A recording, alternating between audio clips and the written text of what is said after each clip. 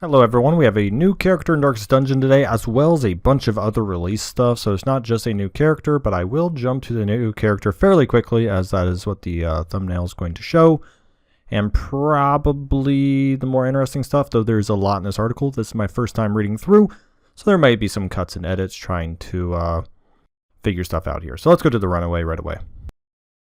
Darkest Dungeon 2 will hit early access with one new character, the Runaway. Like other characters in our merry band of misfits, the Runaway comes from a checkered past. While we don't know the specifics of her sins yet, the Runaway's kit embraces fire, which we talked about in our last video, so we can almost certainly assume she did something awful with the elements of embers. Fire is a new damage over time component in Darkest Dungeon 2, joining its friends Blight and Bleed. So we kind of said that. There was a couple of people saying fire is going to be obviously a new damage mechanic, and that was someone who was going to centralize in fire. So here we are, the Runaway with fire. Eventually, the new character's look was just right. Visually, I thought it'd be neat to have a sort of younger one with a giant backpack hunched over. We pulled a little bit from Newt from Aliens, obviously more grown up, says Roguelike co-founder and creative director. One of my directions to our animator was to channel sort of a Batgirl kind of vibe, so she's got this cape, and some animations are really fluid where it flares out behind her and she can retreat, stealth, and hide. Interesting. It took time from the team to iterate on their ideas from the Runaway, but they liked how well she fit into the fiction. We just felt creatively she fit in this world. She was kind of an extension of the game fiction as a whole, and what better character to debut as new class than someone who's intrinsically connected to the meta-narrative of the game itself. We could have done a wandering person with 2 handguns or something, but it felt a little more rote. So mechanically, we added a new DOT damage over time, and we have fire and burn damage in Darkest Dungeon. For that mechanic, the same way the Plague Doctor kind of works for blight or poison. Exactly, that's what we were thinking. More of a pyromancer lines, but essentially what she's turning into. We went through a couple of ideas. I think it's easy, it's safe to add a person, and give it a cool weapon and a cool faceplate or something, and then you're set off to the races. But we kind of asked ourselves what type of character would inhabit this world that's crumbling and burning down and falling apart. And it made sense that some kind of furtive, scurrying, outwardly disadvantaged, a little bit like an agile antiquarian in a sense, but highly proficient in combat. Thematically, it felt like someone who's picking through the rubble of the old world. The Runaway is a survivor, a scavenger, and a scrapper. Exemplified by those aspects, she fits easily into lineups into multiple positions. However, she may be best at getting into the action hot and heavy and using stealth to head back to line up to a safer area. Perhaps moving a friend closer to the fray, the Runaway excels at disrupting foes, applying flames, and adjusting the flow and positioning of battle. Check out the entire Runaway skill lineup right, and you can start planning on how to place her in your favorite Darkest Dungeon teams. To the right. Oh gosh. Okay, we'll read all those. Let's look. So, wow, very... Is that because, I guess, oh, she's stealth. I was going to say, why is she so, like, blacked out there? Stealth. Those are similar looking enemies that brought corpses back. Looks like a protection, move forward kind of stuff. Very interesting. Got... How many skills can we equip now? 7, 6? Can't remember how many we can equip. I think it was 6 out of the 11.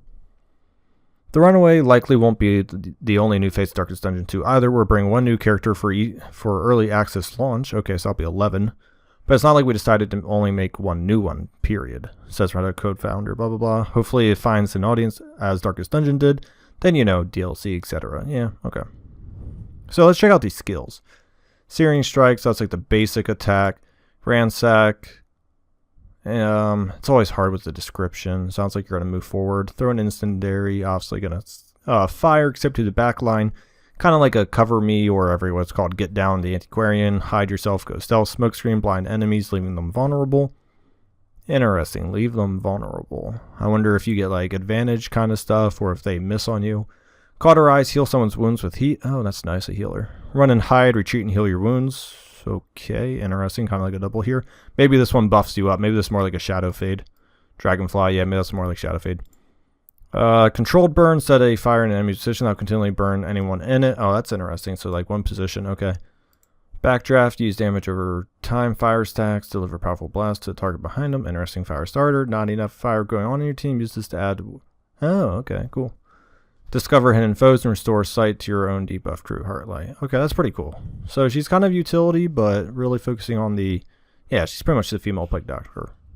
Well, not female Plague Doctor, but she's like the Plague Doctor. Cool. Alrighty, I'm going to go back to the top of the tab. My quick thoughts on the Runaway. When the burn mechanic was first introduced, I think it was fairly obvious that, yeah, we were going to get somebody who was going to obviously do the burning of damage. So that's pretty cool. I do like graphically how they look here. Like I said, it's kind of tough in here because she's so faded out. It's hard to see which colors and all that stuff. Or yeah, I mean, she looks pretty cool. Definitely nice to have a different instance of damage going on as well. So let's get it back up to the top. I'm not going to read everything word for word now. And we're going to pick out some gems and stuff because I have a feeling some of this is going to be massive repeats. Well, not massive repeats, but you know. Alright, this paragraph right here is actually pretty interesting. A little different. I think it offers a little more insight on our decisions we're going to be able to make here. While the choice to stop at a hospital to heal rather than opt into a deadly boss fight may seem obvious, there are foibles at work here to keep you stressed as you fight for safety and sanity. As in the first game, the concept of torch remains an essential element. Unlike the first game, the light is critical to continuing the journey, and if it goes out, you're going to die quickly. Not sure if that means like the fights are a lot harder where you literally start to die. To keep things lit, you must continue to battle enemies and reduce their numbers from the land. That's the very interesting part about the torch. But making time to stop at other checkpoints where you can trade with the hoarder, discover valuable curios at an academy study, or just help random survivors huddle around the wagon is also important. So that's kind of cool. The dark here is not sustainable, says Red Hook, blah, blah, blah. And I don't mean that in a fun way. Narratively, from the gameplay standpoint, it's not sustainable. If you run your torch to the ground just because of what torch means this time, it's not just a literal measure how much light there is.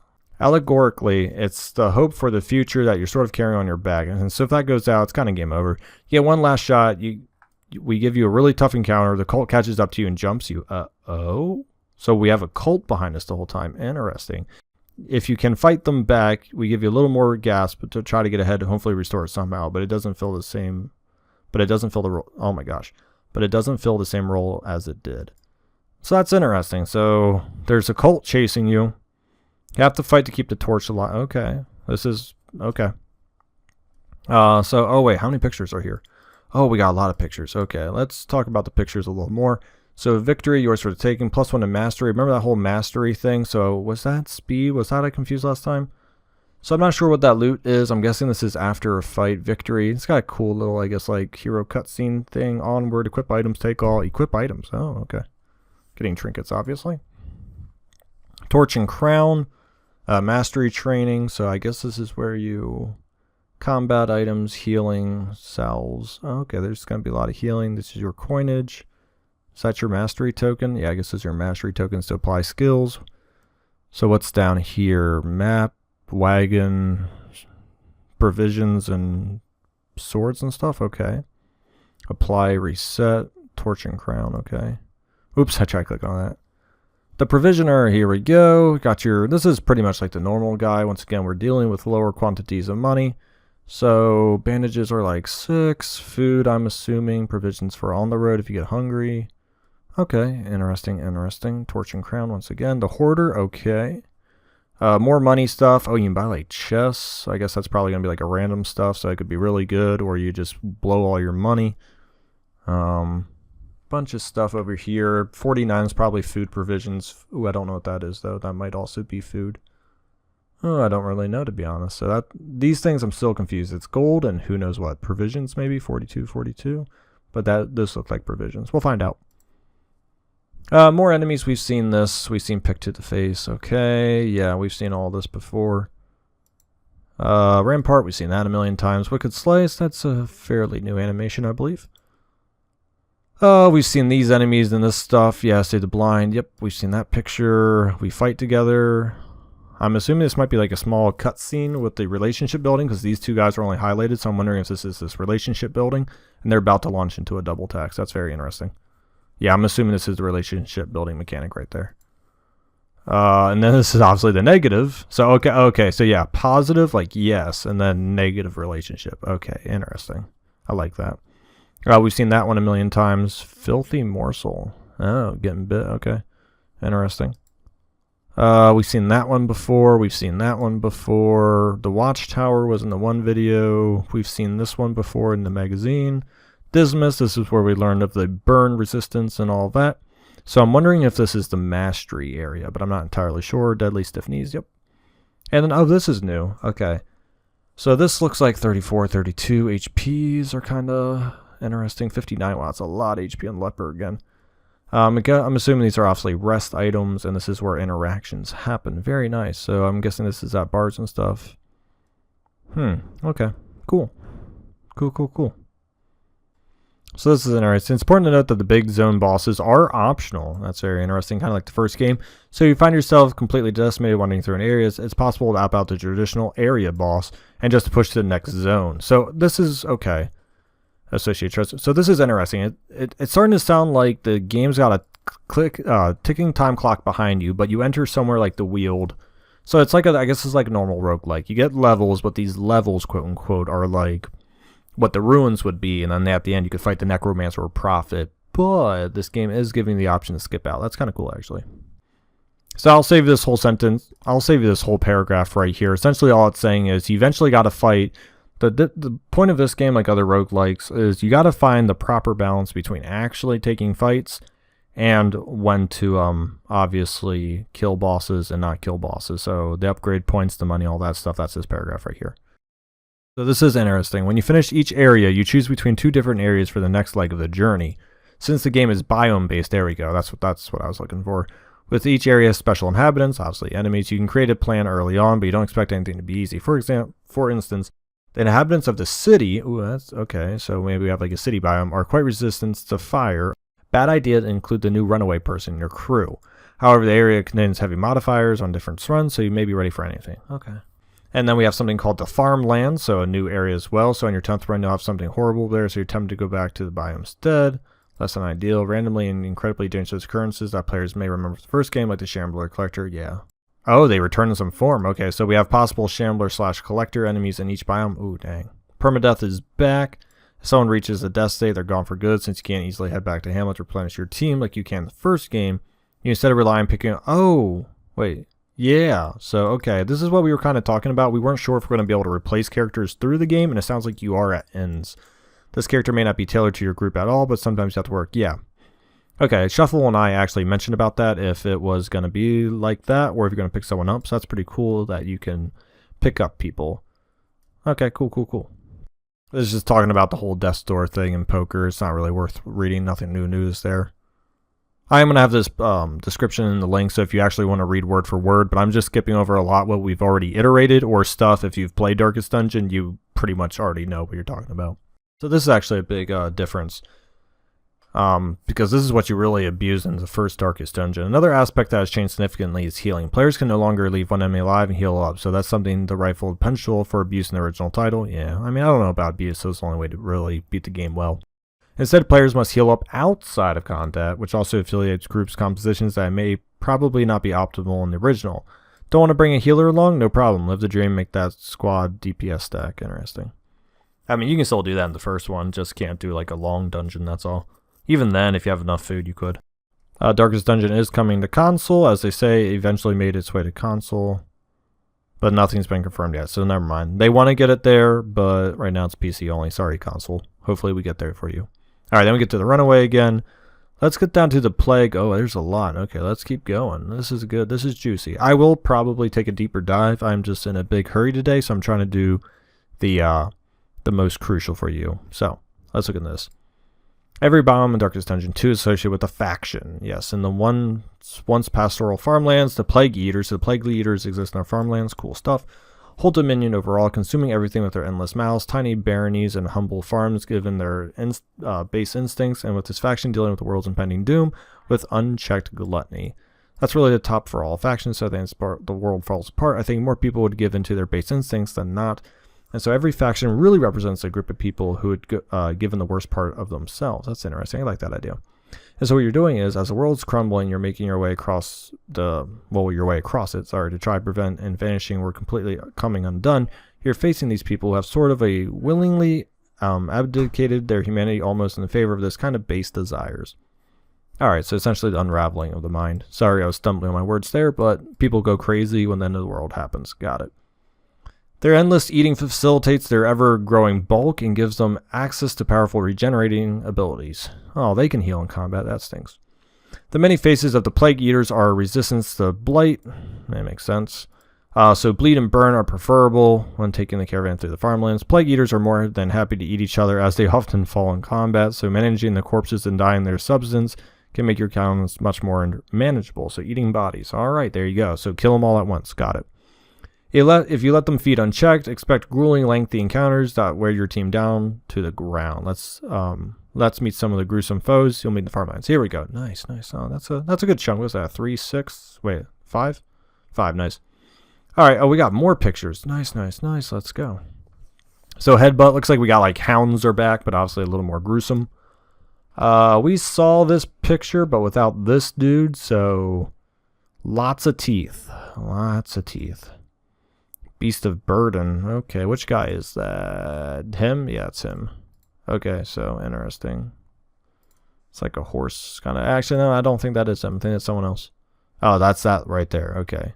I don't know what that mechanic is. Interesting. Is that movement? What is that? I still don't know what that is. Okay. Was that 50 HP on that Plague Eater? Wow, that's a lot of HP. 50. Okay. So 50 HP on the Plague Eater down here. Yep, like I said, lots of mouse. Be our guest. Oh, that's gross. And that's the lady thing right there. Okay. Plus 12. Holy crap, inhumane appetites. Yeah, plus 12 HP is actually a lot of HP. I mean, that's like a fourth of his HP pool. So I'm wondering if that's when he eats the bodies. Singing? Dizzy? I mean, I'm guessing it's an ability. I just don't know which one. Baneful breath. Oh man, okay. These guys look like they're going to be pretty devastating, so this should be fun. Oh, look at that little thing. Can I make this bigger? Oh, there we go. Oh my gosh, should have been doing this the whole time. Alright. Got a bucket. Larval slop. That sounds pleasantly disgusting. Alright.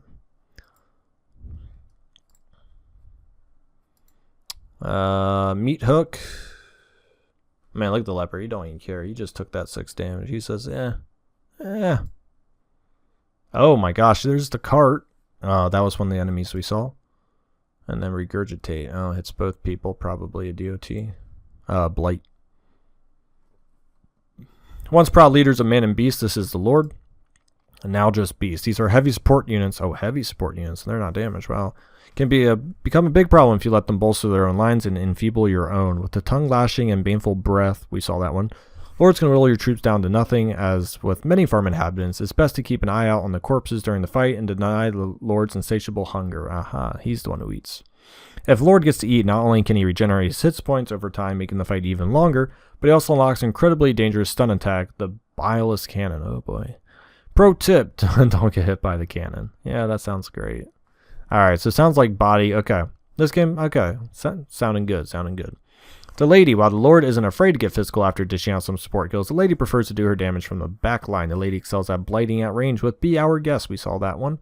Using Mother's Embrace to mess with the player's positioning or attacking the front characters directly with Mulch. Are you seeing a theme here yet? Bilious Whale. Oh, that's why. If she does prepare your sanity for a massive hit as she unleashes Bilious Whale. Yes, Bilious. Dinner cart. Yep, it's just a big cart of dinner. This thing will chuck rot at your heroes and make them more vulnerable to other attacks, taunt them, blind them, and otherwise be a massive pain to deal with. In addition, with its unsavory standard annoyances, the dinner cart can create fresh corpses. Oh, that is actually really brutal. Wow. The dinner cart can consume corpses too, which will allow them to release massive amounts of blight and stress damage to your back line. Nothing about Bilious in this one. Haha. The maid. The maid helps tend to the livestock. That's right. The plague eaters sometimes like to take their meals into combat with them. Goats, cows, whatever's available. Oh boy. The maid is a rather uninteresting unit when there's no livestock on the battlefield. I would assume so. But when there is, she can buff up livestock, turning them into suitable meat shields. Oh boy. Okay. This is actually sounding really good. Really good.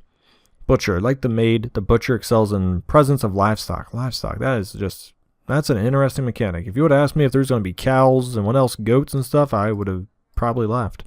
The butcher can tear into the lines with bleed damage and execute a massive party-wide heal when livestock is around. As you can imagine, preventing this huge heal from going off is top priority. So this means taking out the butcher and the livestock as fast as you can before working your way to other targets. Alright, I went through that really fast, guys. So like I said, look for the description. Look for the video title. I mean, oh my gosh. Look for the URL in the description. Like I said, I didn't read all of it on the sole fact that the first fourth of the article is usually just talking about it's going to be roguelike, you're going to be ascending, you have to make diverse teams and stuff. I really wanted to focus on some of these pictures and definitely, obviously, on our new friend, the Runaway. Exciting stuff as we inch closer here. I'm definitely looking for more Darkest Dungeon 2 stuff, and I also emailed Red Hook Studios directly, hoping for a private interview. Well, not a private interview, but an interview on the game as well. We got a lot of info here, so they may not be as willing to do an interview now, but I would still love to talk to them about what motivated them to make this game and just other generic little gems we could get. Thank you so much for watching, and it should be an excellent time.